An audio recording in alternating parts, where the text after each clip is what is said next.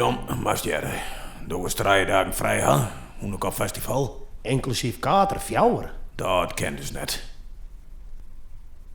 Ken dus net. Weer half vervoer, jongens. En kaarten.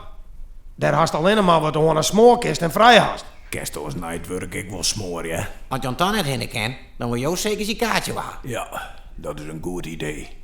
Van je fjouwen had je nog nooit in jaar door de Hûnekop. Het is dit hier in tent en zo heb ik nog special guest. Goorts en Freddy uit de films jaar. En als me nog geen vrij houdt, dan heb ik mooi de vakboen erbij. Nou, sure. Maar luister hier. Als sto de boende behelst. Of soks. Dan zullen we het zien. Dan bist er west. Ja.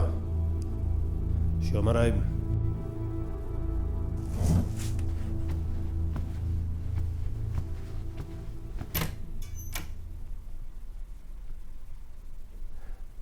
Bemoeit jou in de rechtszaal.